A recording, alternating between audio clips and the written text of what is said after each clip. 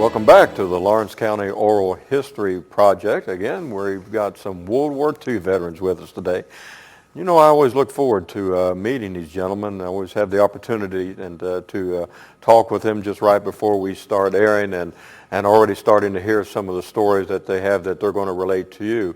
And it's always been just a real privilege for me to meet these guys. And most of the time I just meet them just a few moments before we air, but they're easy people to get to know.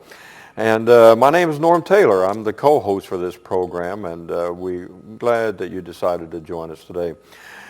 Right next to me on my nearest side on the left is Bob Bunch. Bob, thanks for coming out today. It's a pleasure. And I just really enjoy that sweater you have. You are in the Christmas season today. Right. And this is just right before Christmas, just a few days before, but you've got your snowman on and all that. Who picked that out for you? My wife. Okay, and you know, Bob's wife is keeping careful watch over him to make sure he doesn't say anything inappropriate in this program. And she's just a few feet away, so we're going to be good today, Bob. Yes. But she did a good job on that sweater. You look Christmassy. Thank you. And right in the middle here is another gentleman I just had the opportunity to meet not too long ago, and I want to say your sweater looks nice too.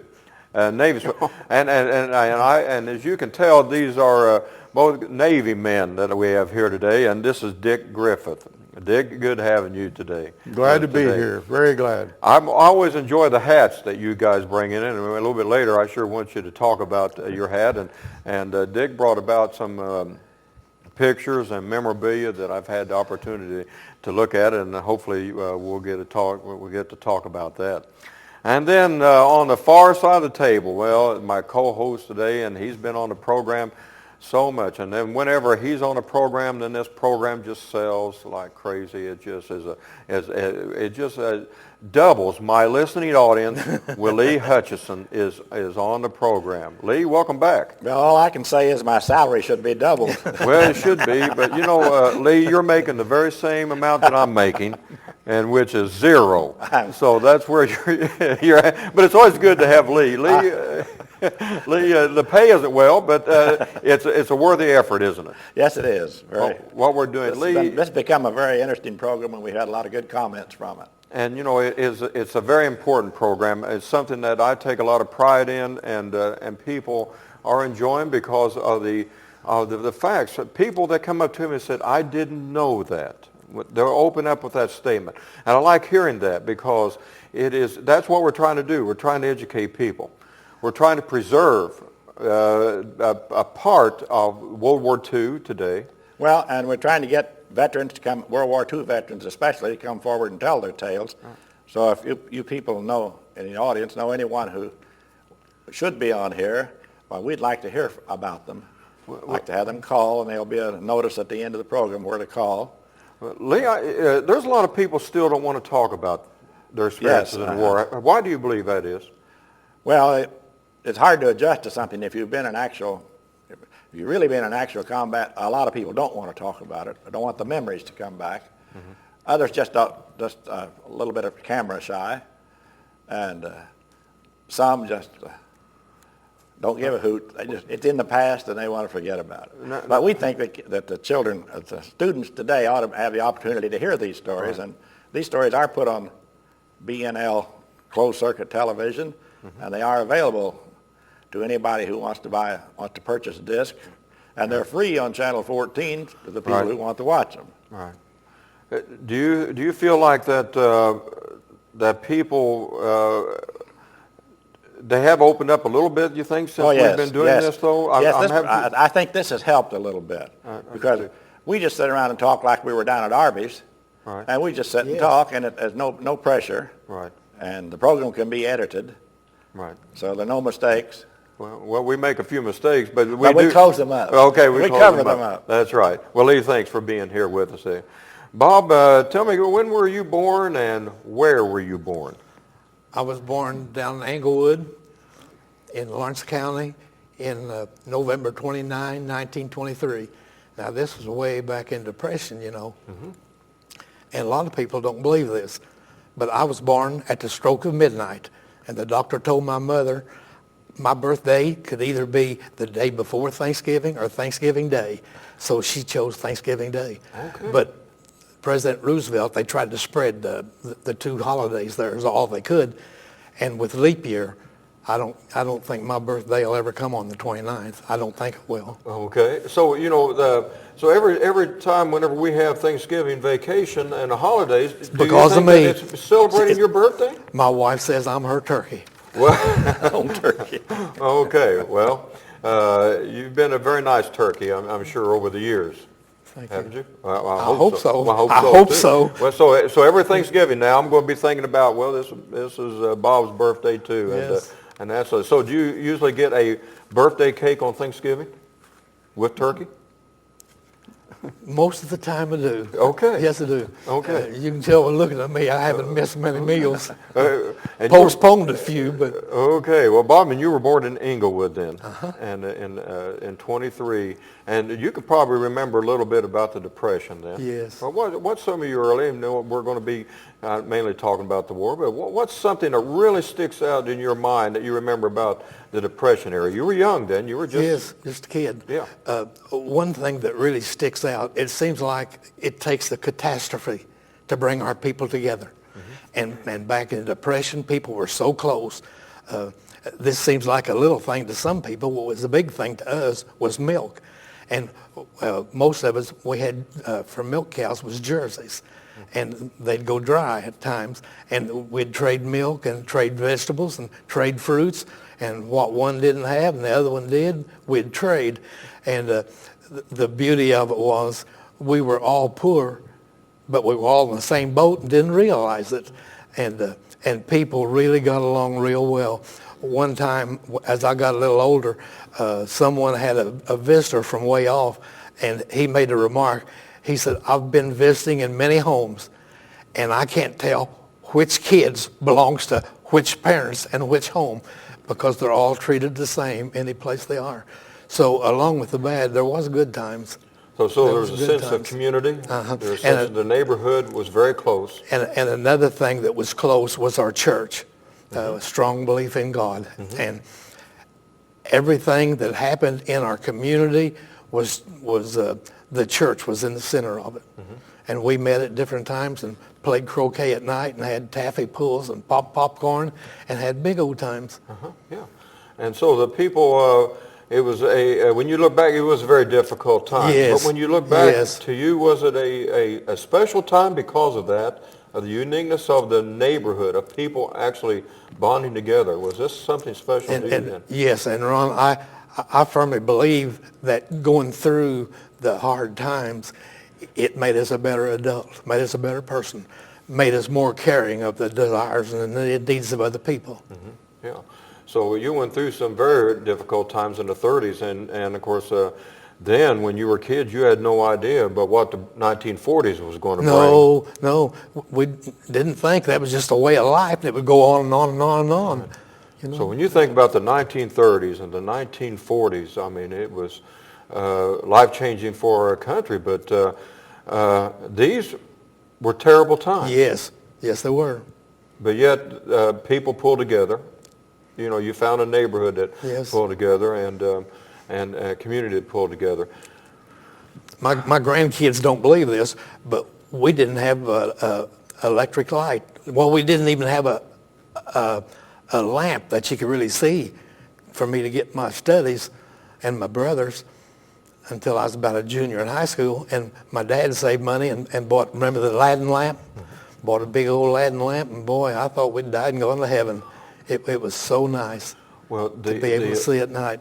The story of when electricity was coming in, that's always fascinated Yes, me. me of too. How important. You know, that's something that we take for granted now. Yes. But whenever people started having electric lights and people started getting electricity in their homes, so you can remember when that first was coming in. Yes. You know, we're blessed so much in so many ways.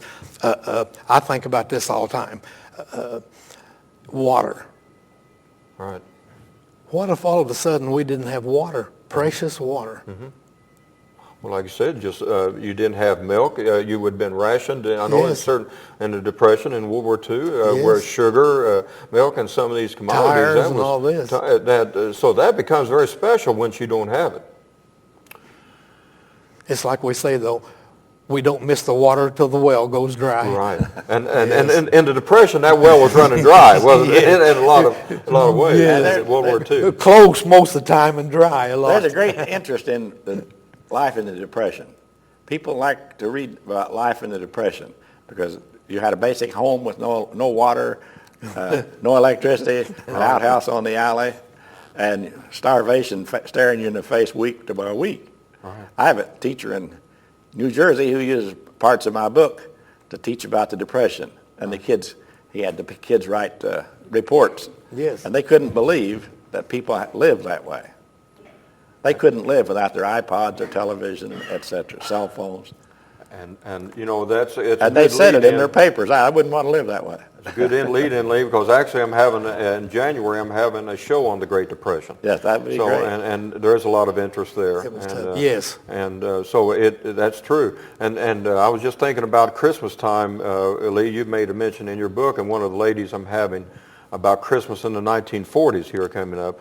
I think it was maybe mentioned, Mary Martin, perhaps in your book about the Christmas lights and Christmas time, and so Turn on I'm the lights. plugging your book again. Turn on the lights, here comes the car. Right, They only right. turn That's off the when they lights. turn on. They lived in the country, so they'd turn off the lights unless the car was coming by, and they'd turn on the lights. So, Bob, did you feel like you were rich once you got electricity?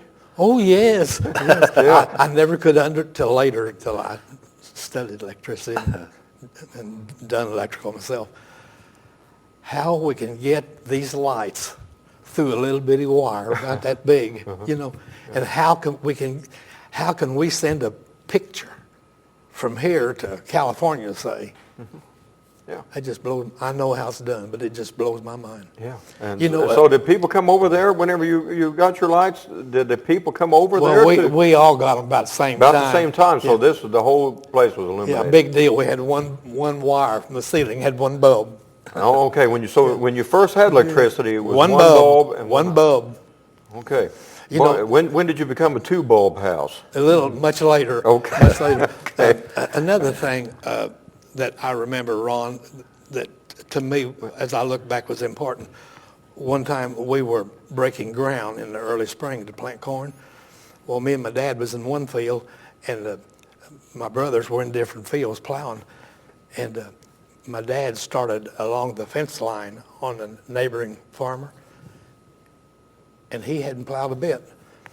And my dad said, I wonder, something's wrong.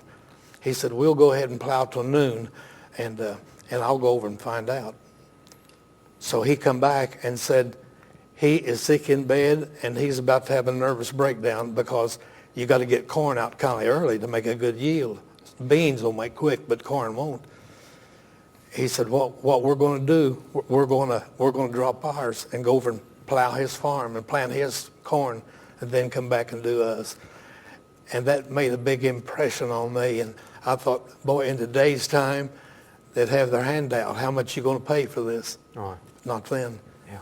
Dick, did you have any of those experiences in the Depression? Just a few. His experience or my experience? Yeah, that's what I say. We all went through the This same. carbon copy of what he went through is what I had, When were you born, Dick? I was born August the 29th, 1928 Okay. in Bedford. Okay. I went to Madden School, then I went to junior high, then BNL until 1945 when I quituated and went in the Navy. But what I remember is the guys that were 2 or 3 years older than me, like Lee. I took him a picture the other day in my side yard, and he was on leave from the Air Force. And 2 of his other buddies, and 3 of them were there in the yard, and I got their picture, and I found it and brought it and gave it to Lee. But that's what I remember is so many of the guys that were 2 and 3 years, 4 years older Be careful. being gone. And I couldn't wait until I got to that age so I could go in the Navy. So I was 17 on August the 29th, and left home September the 10th. So just right after I was 17 is when I went in the Navy. Dick, if you went to Madden School, you were on the north side of Bedford then. About what area were you? I was raised on the north end too. I was raised at the corner of 6th and L Street. Okay. Owens had a junkyard there, Tom Owens. Yes. And I lived just west of that, about 1 block, right on the corner. You know, back then, Dick, and I can still remember the community grocery stores. It seemed like on every other block or every there was always a small grocery. Did you have some of these grocery stores near at that time around the 6th Street area? Spence Isom's. Spencer Isom's grocery store. He had one of these little cheese boxes set up with all of our names and what we would buy. And I was just a kid. I would take a list. He would go around, pick it up, bring it back, put it in a sack, and put our name in that little box. And then we'd go back weekly or monthly and pay that bill. And across the street was Johnson Creamery. Yes. Yeah. And I had a little lard bucket. I'd go down there and get Blue John, the milk, and they'd put it in that lard bucket. I'd carry it home. That was on Lincoln Avenue. Yeah. And that was called Blue John? Blue John. They dip the cream off and keep it separated. Skim milk is Blue John. Yeah. Okay. And they sell that cream at a higher price. Next to water. That cream was, that's what people were wanting, huh? That cream was on the top. This was cheap, and you didn't have much money, and you took whatever they had, which happened to be this. Well, during a few years before that, I stood in the same line, but it was free because they give away free milk. Take my little Cairo syrup bucket and go up and get free milk. And George Brenniger told me recently that back in the Depression, there were 75 mom and pop groceries in Bedford. Yeah. 75. I can believe that. In the city limits of In the Bedford. city limit of Bedford. I can believe that. I got a story on it. You're picking my pocket. I've got a story on Okay.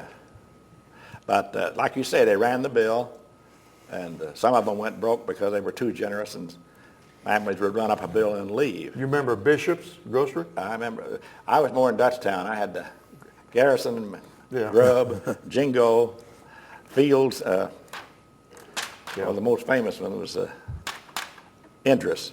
Well, Lee, now I remember where Dutchtown was at because of there is still actually a laundromat that there's a mention of Dutchtown. But for those that don't have any idea, where was Dutchtown at? Well, we call it the southeast corner of Bedford. In other words, I called it from 18th Street all the way to the city limits in the south. Jingo had a store. Yeah, up there, Jingo well was known. down on 24th, but Idris was up on 18th. Yes. No, When Idris you was- lived in these areas, you didn't go to other areas.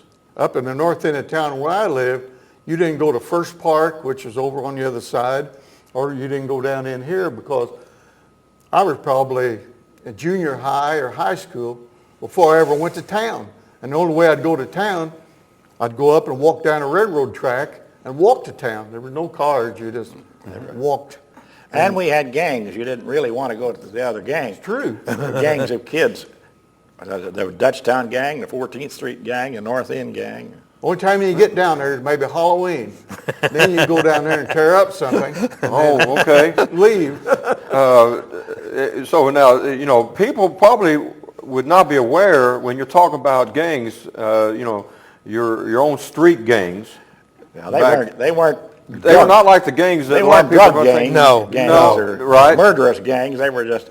But you I knew- think of the Little Rascals, our gang, that type of Yeah. thing when I think of the 1930s. Yeah. But you knew who belonged to these other gangs. Yeah. Okay. You knew where to go and You where knew not. by name and by street. So you didn't go into that area, You didn't go. and you didn't shop in that area. You didn't go to Well- that grocery store at all. You stayed in your own block. The grocery store would be in our area. That's where we would go. Okay. Go shop. And another thing about grocery stores, there was a JC store down on Lincoln Avenue, about 7th and Lincoln Avenue. Well, it was a big deal once a week to get cleaned up and all dressed in your best clothes and go to the store. You'd go to the store and just look around, and that was your entertainment mostly for the week. Then television came, and down, we're about 7th and Lincoln Avenue was Lane's TV shop. TV shop. They had these TVs in the window, and people would come from all over to stand in front of that window to watch a TV. You ever done that, Lee? Oh, yeah. Yeah, that was a drawing card. You know, a club would say, we're buying a TV so the members will come and watch TV, you know. But they'd stand outside the window, in the street, in the sidewalk, and watch TV. Dick, did you hang out at the grocery store? Was this someplace you would sit for a while? Oh, no. So nobody hang out there. You came in and bought. You didn't. So the picture of in some places of a checkerboard that was set up in the grocery store. I mean, a place that someplace. I'm assuming some places they probably did hang out, but this wasn't a place you would hang out at. That would be a country store on some Okay. fort. We're crossroad of the country store. They usually had the general store. And then you'd have a lot of loafers. I tell you, when I did hang out there, when I was about 12 years old and went to work at the JC store, sacking potatoes and sacking groceries and carrying groceries out. That was my job. That was when everybody waited on you. You went into the store and you were waited on. Everything happened. So things started changing. Well, we're going to get away from this. This is interesting, though. You gotta get and back this to is the thing war. that we're going to give it to the war in just a minute. But just real briefly, what was in these little stores? Was there meat? Was there, and I can remember these little stores, but meat, canned goods? Everything's the same. Basically, everything's Yeah. Candy? You had a candy. I'm sorry. Penny as a kid. candy. Yep. How much was pop then, guys? Probably a nickel. Nickel. Okay, a nickel. One nickel. Big bottle. for a A nickel. big bottle for, okay, good. You know, Lee, every time that we have our World War II guys on here, and it'll be the same, I know, once we get into Korea and Vietnam, whatever the area is, one thing that always impresses me is that when we talk, number one, these guys talk. I mean, once we get them going, they like to talk. And because it is important what they're saying. But every time I talk with these, the patriotism starts coming out. When I hear words like, I couldn't wait to get to a certain age to go. And you know, later on, that seemed to wane a little bit. You know, in that kind of... Yes, it did. I mean, well, not with everybody, but I mean, I'm getting this in World War II. World War veterans. II was the last war where the entire country was on our side. In every war since, every skirmish and war, Korea, Vietnam, we've always had Split up. half the public Split who up. don't understand or do understand and don't give a hoot. But we have too many protesters. We don't, patriotism, they enjoy all of our freedoms that we fought for, but they don't think that we should fight for them now. It's war on terror is the same thing going on right now. We're fighting to keep them over there instead of coming over here, but it's And swing Lee, is the wrong way. In World War II, we knew who our enemy was, and we had loaded smoking guns. And we didn't, and we knew that if we didn't win, we'd be speaking German or Japanese. You know, you stop and think about it. How in the world did we win that war? Well, You know, we started out from the cellar. we had nothing. Nothing. The Depression, there was no military. It was men Nothing. trained with broomsticks, and they'd paint tank on the side of a car and pretend that was a tank. But what saved us mainly was when Hitler was in the Battle of Britain, he was concentrating on England. We were watching, and when he got tired with England, he decided he'd go to Russia. It got to be an easy fight. And Russia kept him so busy that our industry had a chance to give us time. develop and build. And so we became, the Japanese called us the sleeping giant, because we were asleep at the switch. Yes. And we could have lost it very easily without the help of the distractions. Well, Pearl Harbor woke everything up. Yes, it did. Well, yeah. The Japanese were in Washington talking peace when they destroyed over half of our fleet in the Pacific. And Lee, it made a lot of people realize that we had a power much greater than anything on this earth. Sure did. Now, you had to turn to religion, had to turn to God, Yes. and You betcha. pray to God and pass the ammunition. Yes. And I think that this is something that is brought out in a lot of our programs too, Lee, is that how important the faith of for these men were and during the time. Dick, so you're in high school. Were you out of high school? Did you join? Were you drafted? I joined. Okay. Joined the Navy, and a few years ago, I quit school. A few years ago, the government came out, or Indiana maybe, and if you were a veteran of World War II, you could get your diploma. So I sent in my DD-214, that's notice of separation from the Navy, and finally got my diploma. Now I'm trying to figure out which prom I want to go to. Well, I hope you get to go to one. That would be nice to have that we could do a World War II era prom for all you guys. Yes. Wouldn't that be fun to do? They've done that in various communities. Yeah, that would Yes. be fun. Now, Lee, put something like that together for the History Festival. Now, that'd be a good thing to have. But there's a prom for guys in World War II. There's a challenge for you. Some of us can't hardly walk trying to dance. Well, that's true. So, Dick, you were out of high school. So you graduated high school, but you quit, and then I you got went my ahead diploma into service. Okay. through the state, yes. Okay. And so what year did you enter into the service? I went in the Navy in 45, September of 45. Okay. And went to boot camp at Great Lakes. And after that, I went to what they call a basic engineering school at Great Lakes. Just learned about engine room and evaporators and generators and such as this. Then I went to Norfolk, Virginia. You want me to go ahead? Oh, yeah, you go right ahead. Then I went to Norfolk and caught a troop ship, Crescent City, to Guantanamo Bay, Cuba, and went aboard the Tarawa there, USS Tarawa, CV-40. And we were one of the last ships that got liberty in Cuba. And we went to Caminero and Guantanamo City. And there was another ship there. There was 3 people from Bedford. Bob Hall, Jim Reynolds, and Kenny Root was on the Oregon City in Guantanamo. So we went over and visited them.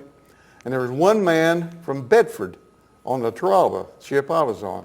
That was Abe Stolitz. Well, I remember Abe, yeah. And he stayed on until we came back to Norfolk, stayed there a few months, and then left and went to Panama, went through the Panama Canal, had liberty in Cologne and Panama City, then went on to San Diego, stayed there for a while, then went to Hawaii, and then made most of the islands, Wake, Guam, Kwajalein, Saipan, Rota, Tinian. Then we ended up going to Yokosuka, Japan, and tied up out in the bay because our ship was so big we couldn't tie up alongside. And then we had liberty in Yokohama, Yokosuka, and Tokyo. Then after we left there, we went to Sasebo City, Japan, which is down the southern tip of Japan. There we got liberty and took a train to Nagasaki where the atomic bomb was dropped. And I stood right in the middle of where the atomic bomb went down. I have pictures, and I gave them some of the Times Mail, and they put them in the Times Mail one time. But we had no warning of the danger of radiation. Their government ship, and they let us go and stand and touch and around these things. But after that, we came back to the States and stayed there in San Diego and Long Beach and San Francisco, and went to a dry dock in Hunters Point in San Francisco. Then we ended up going back the same route, ending up in Yokosuka, Japan, and Tsingtao, China. And we were in Tsingtao to protect and evacuate the American personnel because the communists were overrunning China at this time. And we could go topside on the ship and look through the binoculars and see them fighting in the mountains. And I've seen thousands of Chinese walking down the street going to war. They had no guns or nothing, but then they would give them a gun when they would get to the battlefield. But while we were there, we found out we were going on around a world cruise. So they took the short timers off. That was somebody that didn't have very long to go in the Navy, and put them on the Princeton CV-37. Well, from there, we went to Hong Kong. And Hong Kong is an island or owned by the British at that time. It's Chinese now. But interesting story is Kowloon is a city across from Hong Kong, out of bounds. Well, that's where I wanted to go. And why was it out of bounds? It was communist China. Okay. So- and what year would this have been? This was probably 46, 47. Okay. So we went to this ferry, me and another guy, and took our white hats off and put our coats up over our heads so we could get out on this ferry, and went over there. We're out of bounds over in communist Kowloon, China. We were in a rickshaw, just sightseeing, and going up into the mountains there. And we ran into some Marines there that asked us what we were doing. And we said, this sightseeing. He said, what's happening, they're wanting to capture you guys to sell you to the other side. We're taking you back to where you should be. So they took us back and put us on the ferry back over into Hong Kong. Hadn't been for that, so it's hard to tell where we might have ended up. So they were wanting to kidnap you, they were wanting to sell you? Yeah. And to whom were they wanting to sell you to? Probably the other side, communist China. They didn't know what we knew or anything, so... Got a But lot that of was information interesting. from the ship. If they could capture the two other guys, they had to know something about the ship. Yes. So if they tortured them enough, they might tell it. But from there, we went to Singapore. I had Liberty, all of these places.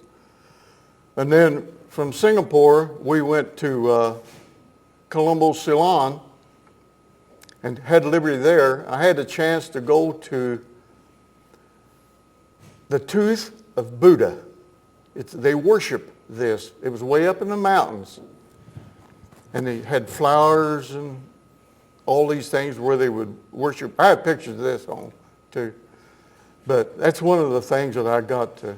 This was a tooth. Tooth of Did you Buddha. see the tooth? No, it was in this thing here. Okay, but there were a lot of people coming to see the They tooth. were every place, lighting incense and flowers and this. Okay. But from there, we went up into went through the Indian Ocean, through the Persian Gulf to Bahrain, Arabia. And there we had Liberty, had a beer party. All they do, they take beer aboard ship from California, and they go to these islands, and then they take this beer, you go out and have a beer party. Mm-hmm. We left there, we went to Jeddah, Arabia. Jeddah, Arabia is near the holy city of Mecca, which is about 40 miles from Mecca. Well, they brought the king of Arabia aboard ship and some of his sons to watch flight operations. They were having flight operations topside, and I worked in the engine room, so I just happened to be up there when this was going on and had a pair of binoculars. And he came up to me, the king, and asked to borrow my binoculars so he could watch flight operations. Okay. That was really interesting. That's something Yes. to meet the king of Arabia, Saudi Arabia at that time. But we left there. We went on north to the Suez Canal. And there's a place there called the Great Bitter Lake going into the Suez Canal. We stopped there overnight. Then the next morning, we went through the Suez Canal to Port Said, Egypt. And went through, we could just see the land on both sides. And before we got there, the guys said, I was there, could see the pyramids of Egypt from top side of the ship. You actually got to see quite a bit. From there we went to Piraeus, Greece. I had liberty there. And the guys from Hoover's were born in Piraeus, Greece. Caddis? Yeah. Dick, you'd mentioned that you were involved with Korea, too. Was that were you actually involved in the war Yeah. itself? And so did you see action aboard the ship during that time? Well- this would have been in the 1950s then. Yeah, this is I got called back in 51. I got out of the Navy in 49 after we made a world cruise and went to Turkey and Greece and Gibraltar, back to Norfolk. Well, then we went to Brooklyn, New York and decommissioned the ship. Then I went to Philadelphia Navy Yard in a reserve fleet there. Well, I got out. I was a machinist mate second. And they said, if you want to keep your rate, join the reserve. I joined the reserve. That was in 49. In 51, I got called back and went to San Diego aboard a Philippine Sea, an aircraft carrier, and went to Korea. Okay. So then how long did you serve in Korea? I was there probably about 8 months. I went in 51 and got out in 52. Okay. So you saw action there then. Yeah. But what's interesting, when I got out of that, I wanted to get my time in military. So I went to Bacalar Air Force Base and joined the Air Force Reserve. And they asked me what I did in the Navy. I said, well, I was a fireman. I worked in the engine room. They call them firemen. So they put me in the fire department in the Air Force Reserve. And then an opening came on the Bedford Fire Department. And I got out of the reserve and went on the Bedford Fire Department and stayed there 20 years and retired from the fire department. So your job among the ships, and you were on several ships. Yes. You mentioned that before we went on the air. But mainly, what was I'm sure you had several different kind of jobs, but mainly, what was your main job? My main job was generators, producing the electricity for the ship. That and throttle watch. Throttle watch was controlling the speed of the ship from up on the top side. Bridge. Okay. They would tell them what speed they wanted to go. You'd open it and close it. Okay. I want to come back to you in a few minutes, Dick. There's a couple of things. I want you, if just talk a minute about the MacArthur. You got to see General Yeah. MacArthur. In Tokyo. And I'm interested about the Nagasaki thing, too. Bob, what about then now you graduated from high school? I Did you graduated. join or were you drafted? I graduated from Bedford High School in 1943. I don't remember exactly how far along I was in school, but I only had just a couple of months to graduate. And I thought, they need me and I want to be in the Navy. And if I wait, I've got no objections for the Army, and I loved that too, but I wanted the Navy. So at lunchtime, I went down to the draft board, and I told this lady, I said, I want to enlist in the Navy. And she said, what are you doing now? And I said, I'm in Bedford High School. What grade you in? I said, I'll graduate in June. She said, oh no, they need people, but not that bad. You go back and graduate. Take a couple of weeks and visit with your family and your friends, and then come back and we'll get you ready for the Navy. And I said, lady, if I do that, you may not be here and I won't get the Navy. She said, well, what we do, we'll make a portfolio on you. So she did. And when this all come about, I went back and got her. And I said, I'm ready to go to the Navy. So I went to Louisville, Kentucky for my physical and all of this, and boarded the train and went to Great Lakes. And I went through basic at Great Lakes. I went to a school in Great Lakes. Also, backing up a moment, I was on the varsity wrestling team in high school. I believe it was Max Baer was there at Great Lakes for the physical training, and he found out that some of us, it's another big long story, was on the wrestling team, and so we helped him train the other guys in self-defense. So anyway. Now, a lot of people are, now I know who Max Baer is, but you might want to share with people exactly. Max Baer was a well-known figure then. I mean, well-known in the sports world. One of the greatest boxers this world will ever know. And it seemed like he had a couple of bouts with Joe Louis. Yeah, he did. And, yeah, he did. Oh, I tell you, he had hands like that. Biggest hands I ever saw. So you didn't get in there and box with him? Oh, no. Okay. Me and him was friends. Okay. Oh, yeah. You want to be friends with him. I might have been born at night, but not last night. I got up next to him. Seemed like Joe Louis whipped him pretty good in the second bout, didn't he? I think he did. Yes.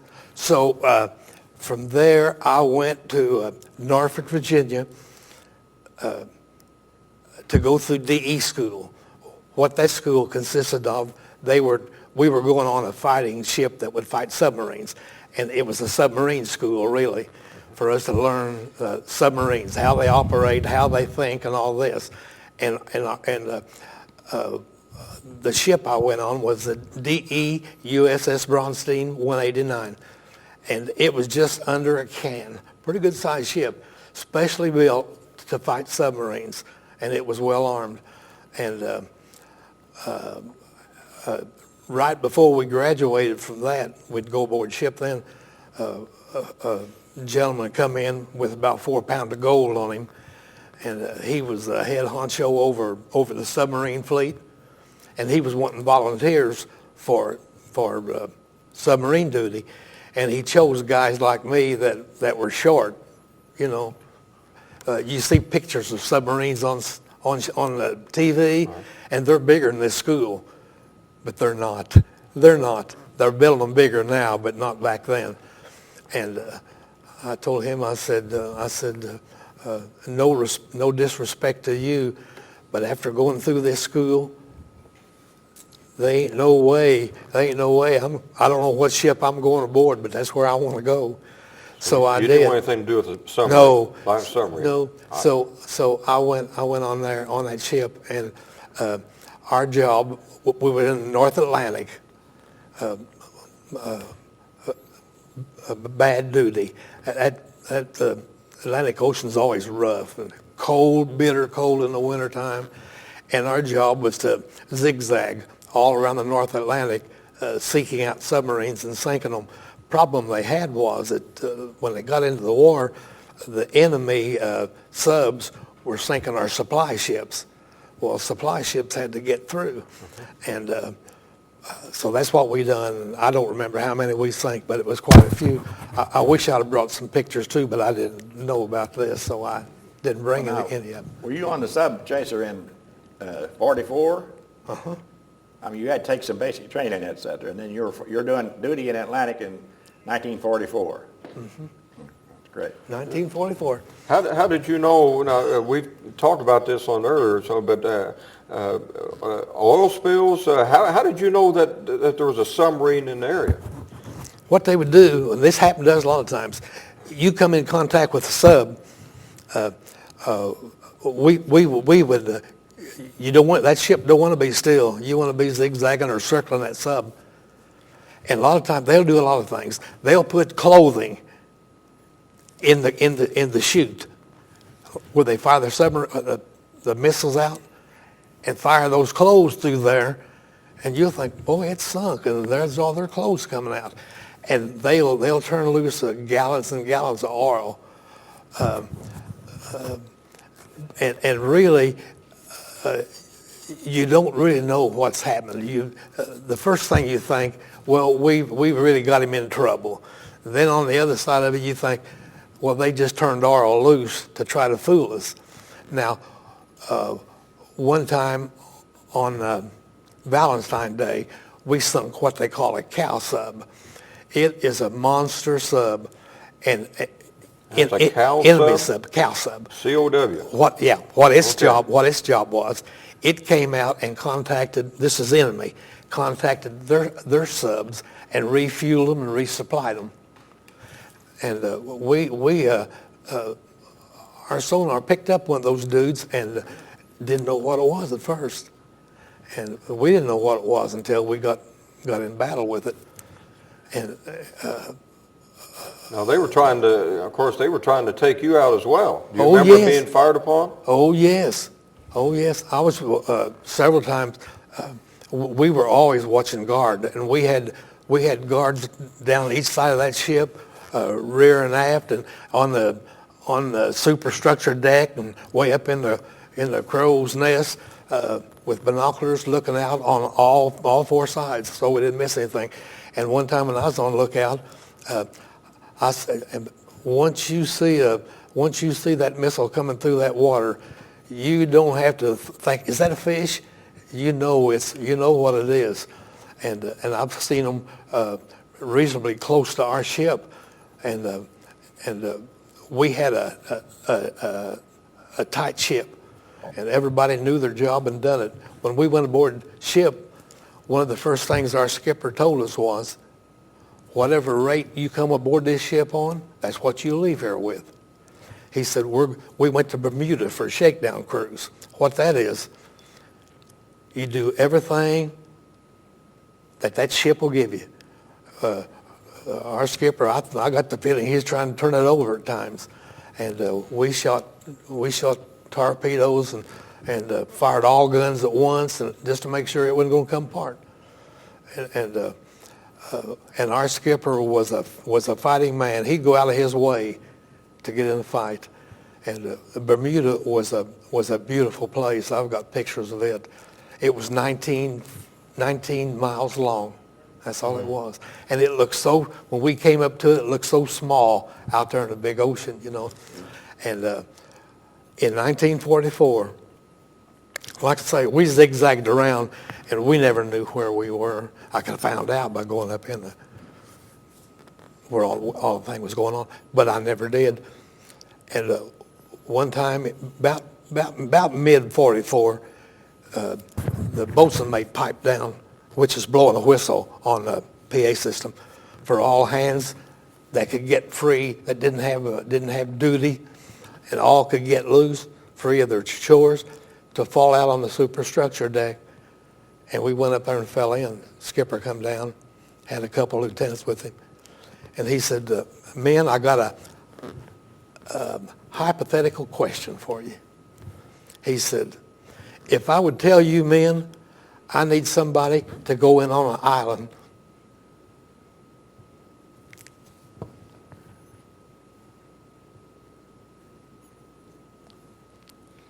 and spy for us, who would volunteer?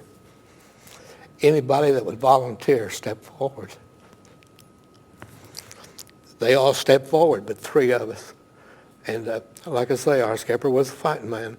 And my buddy that stood still with me, he said, we are in a heap of trouble.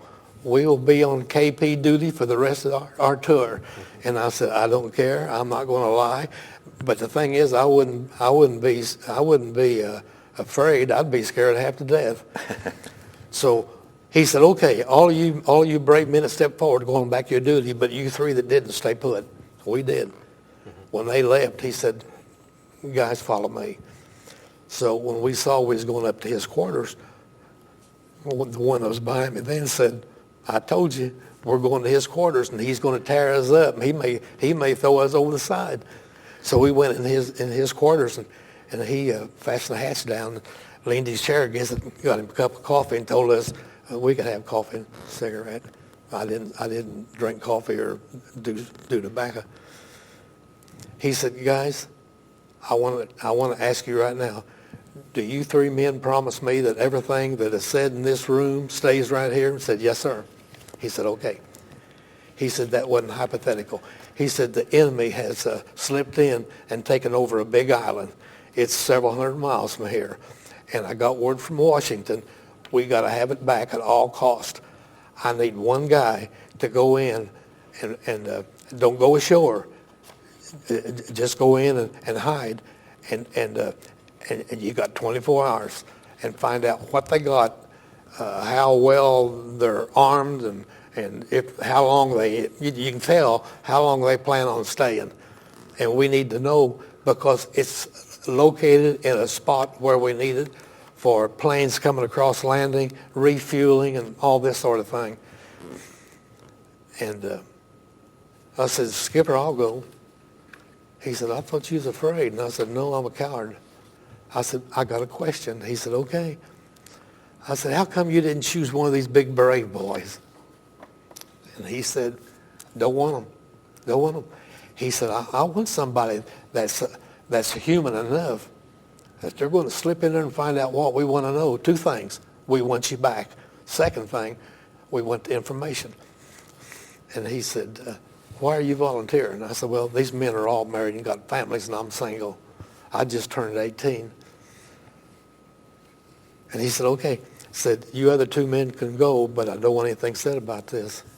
So when they left, he said, Bunch, to start with, see, our mail, we had an officer, one of his sideline jobs was to edit all of our mail so that nothing was said that would, if the enemy got a hold of it, tell them anything.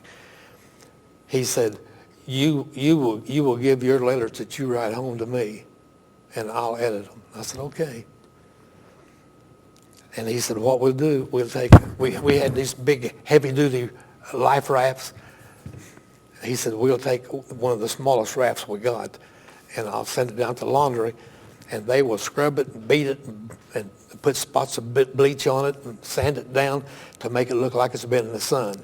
We'll take your clothes and do the same thing to them. And if you get caught, you can tell them, I don't know where I am. I don't know how I got here. My plane was torpedoed and sunk, and I've been out in the sun for days and days and days, and that's all I know. And he said, we'll drop you off at 2 a.m., and the closest we can go in is 3 mile.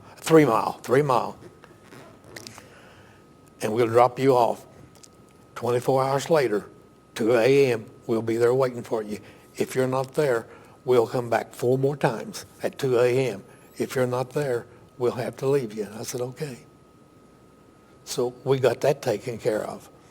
And then one time, you know. You went ahead on this mission then? Yes. And were you at what island? I thought about that on the way over here. I've thought about it a lot of times. Why didn't I find out, if I could, where in the world it was? See, the skipper told us when he had us up there talking to us, he said, there's 3 guys counting me. There's 2 other guys counting me that knows this is going to happen. Washington come out and wanted it done, and I said, you volunteered? And he said, oh, yes. And he said, there's 2 guys in the White House knows it, and me, and that's all. And he said, it's not to be talked about. And it was never mentioned. I can't remember. I know I got one. I think I got 2 presidential citations. I know I got one. So you obviously made it at the appointed time, then at 2 o'clock. I got it done. The first day? I got it done. And I tell you guys, think about it. When you're out on that big old ocean, in a little bitty old life raft, that ocean is big. It's a little bigger than White River. Yeah, yeah, it is. Another time we'd been at sea a long time, and we weren't tired or anything like that, but we just needed to rest from what we were doing. Mm-hmm. So what it was, they called them a killer group, a task group. There was 3 DEs and 2 tin cans. They were smaller than a battle wagon. And a tin can? Yeah, it's a DD. It's a step bigger than us. Okay. See, this DE, it was a little smaller than a tin can, and naturally it had better maneuverability, because when you fight the submarine, well, when you fighting anybody, you need to move, and it was good to have. Good. Were you ever hit by a submarine? One time, we picked up one in the wee hours of the morning, and called GQ. We went on our battle stations, and I was on one of the biggest guns. I was up on front. I was on what they call a twin 40 millimeter pom-pom. It's it shoots two 40 millimeter shells at a time. Anyway, we picked up this big old sub, and we made drags over him, dropping big old ash cans, and when they explode, they would be water big as this school. You'd think the whole ocean was boiling up. And the skipper come on the PA and he said, I don't know what's keeping him going, because we're hitting him. And so he told, we had a guy aboard ship who could speak German, and he had him get on the radio, and they knew some way that they were getting through to them. They just wasn't answering. They was running a quiet sub. And he said, you tell that skipper, he's got 5 minutes.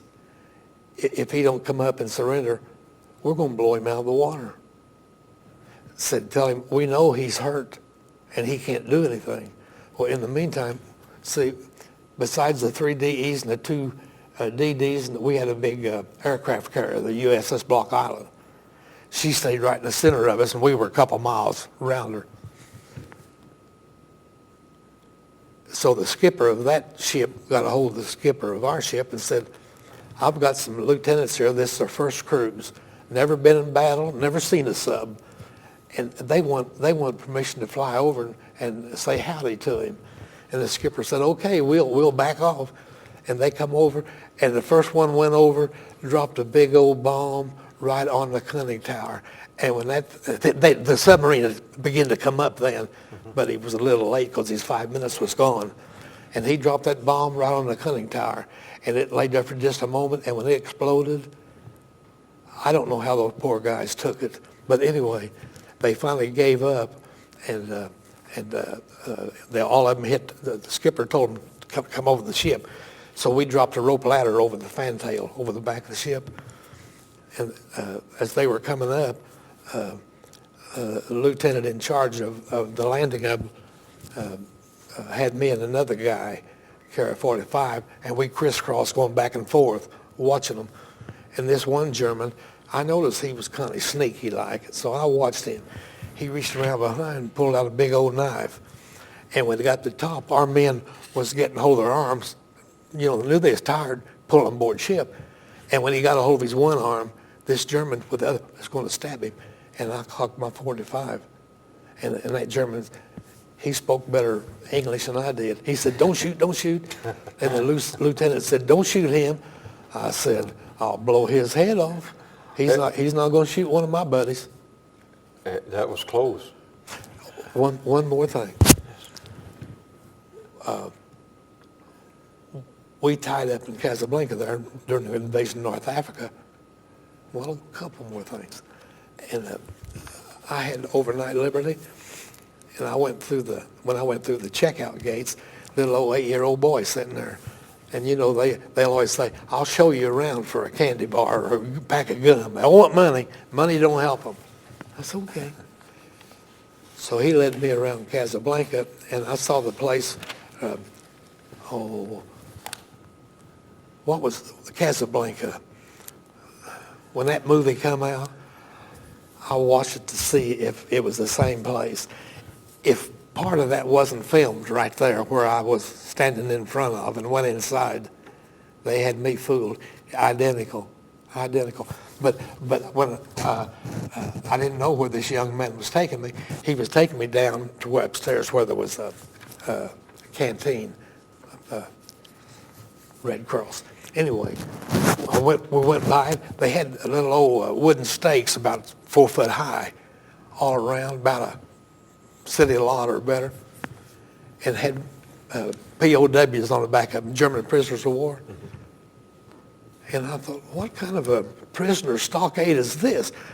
So me and my mouth, I walked over there. One of these guys walked up, and I said, what's all of this? He said, we're United States prisoners of war. He said, Yank, we hope this war lasts our lifetime. Said, I know you're ready to go home, but said, we're treated so good. They furnish our cigarettes. We get 3 good meals a day, snacks in between. And if we want to make a 50 cents, they give us a stick and a bag with a nail to police Casablanca, you know, police and picking up papers and stuff. That was a clean place, place. And so went on back, and a couple of days later I had Liberty, and I went by the same place. And I saw a little bitty fire, and they had little sticks about big as my finger, about that long, like a teepee around it. Casablanca's hot. That's hot country. And I walked over there. The guy was over there fooling with them, and I said, hey, buddy, are you cold? He said, oh, no, I'm hot. I said, why you got a fire? He said, are you going to come by here tomorrow evening? And I said, I probably will. See, you couldn't tell him you would. And not that it might have made any difference. And I said, oh, I might. I don't know. He said, if you do come by. And I said, okay. So I went by. And he was there. I said, he said, you know that fire I had, that little bitty fire? I said, yes. He said, the reason that fire was small, I can't get pencils and crayons and paints. He said, I'm an artist. And he said, I got something for you. He brought up a roll about that big around, old brown paper, sort of something like this, but a little lighter. Most gorgeous picture I ever saw in my life. And I said, man, that's great. You can sell them. He said, not this one. I said, why not? And he said, this one's yours. I said, oh, you can't give that to me. And he said, yes, I can. I want you to have it. So when I got back aboard the ship, I got a paper thing that maps come in, and I put it there and stuffed tissues in both ends, and I brought it home. Do you still have that, Bob? I had it for years and years and years. There's another story behind that. Make a long story short, when I come through Cincinnati, Ohio, coming home, I was offered up to $600 for it.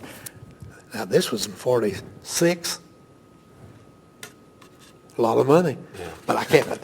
Had it up on my bedroom wall. One time my son from Baton Rouge was up, and he said, Daddy, has anybody asked for that picture? And I said, no.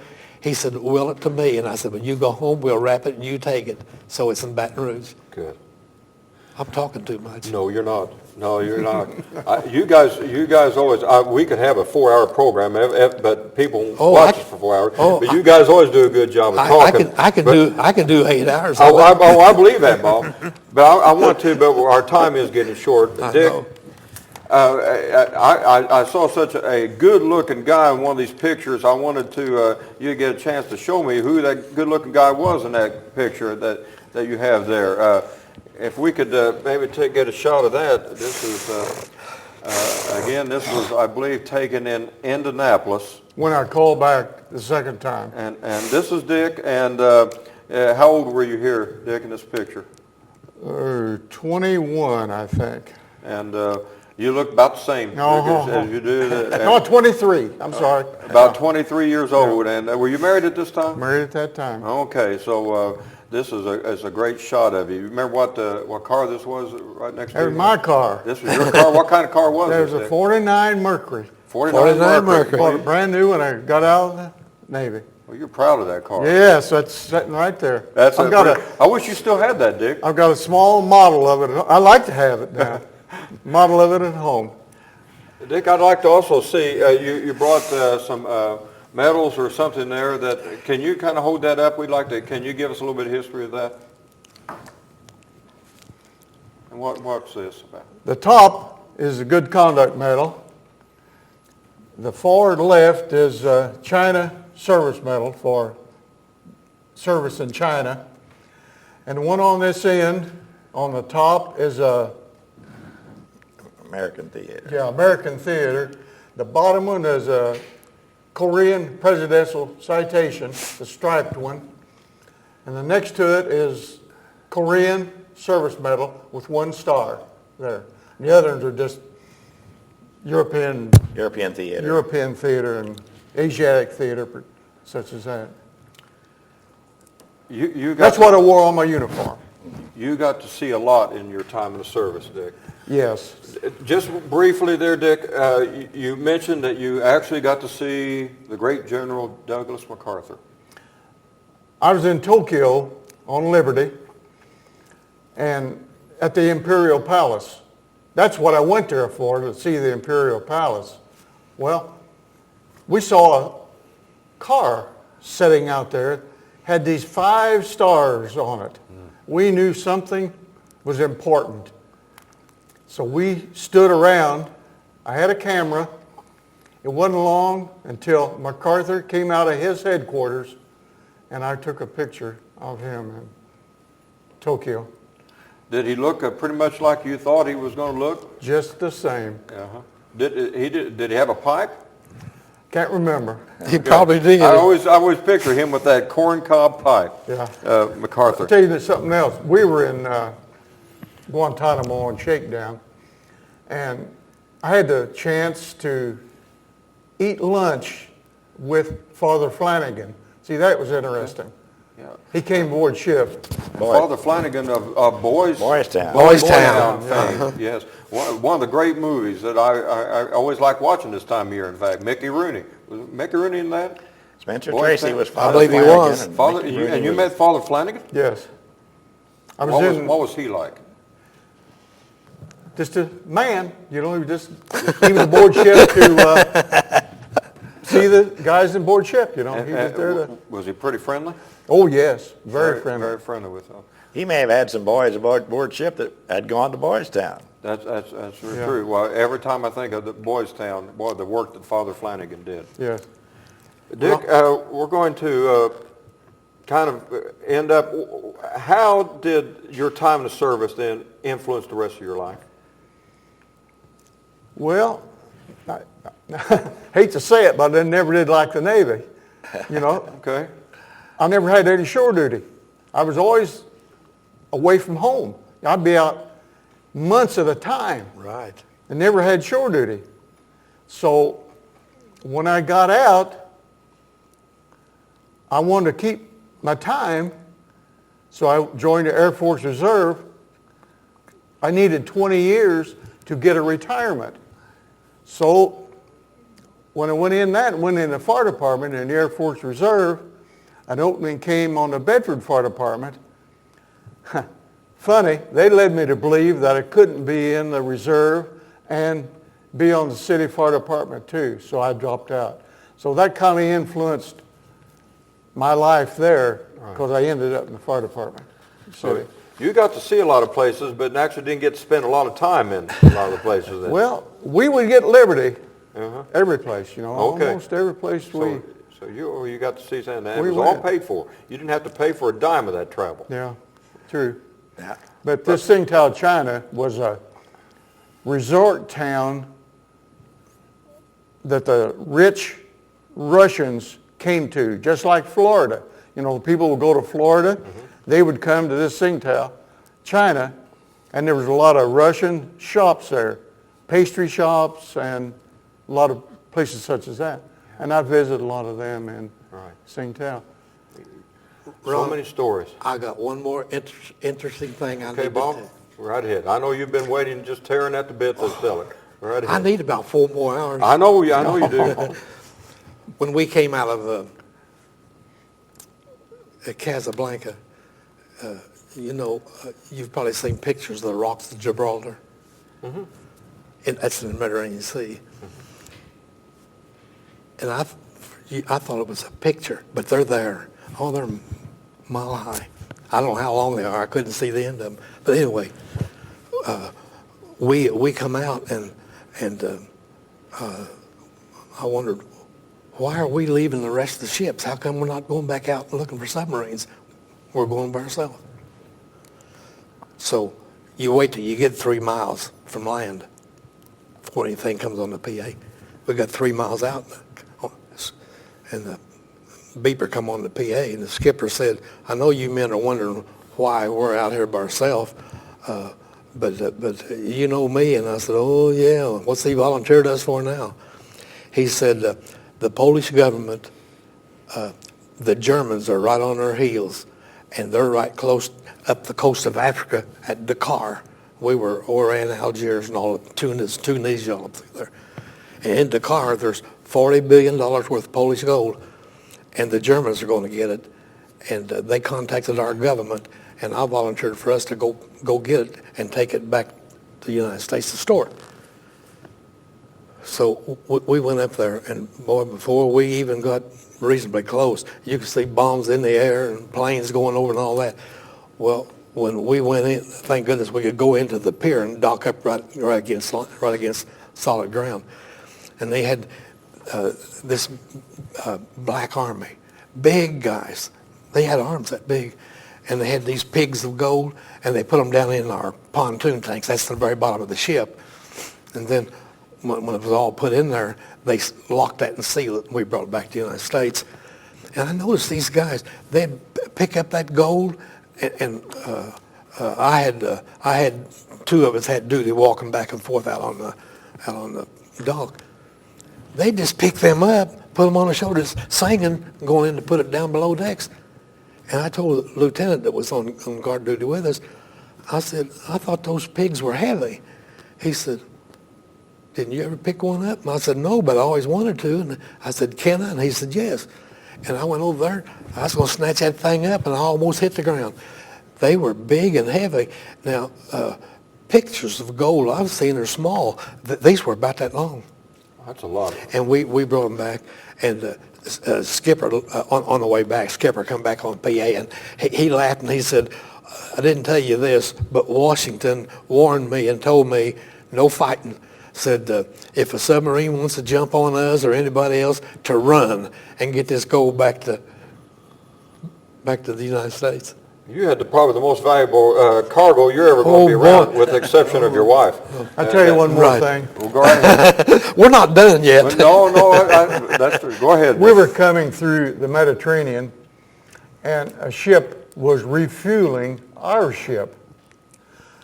A man, a first-class electrician, I believe it was, on the other ship committed suicide and requested to be buried at sea. So they brought him aboard our ship, put 5-inch projectile between his legs, both sides, wrapped him in canvas, put him on the hangar deck of the ship with flags in honor there. We went into Gibraltar, left there, and went out into the Atlantic. They stopped the ship in the Atlantic,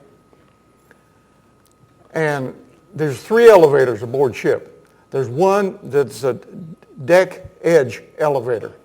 They lowered it. There's a ramp chute there for burial at sea. That was a sunshiny day. I was topside. I saw it. It was a real sunny day, a nice day. They got ready to bury him at sea. It was cloudy. The sea was gray. And the Marine band was there playing, and the chaplain. They had the last rites and taps and buried him at sea there is his request. Yeah. And I just thought that should be.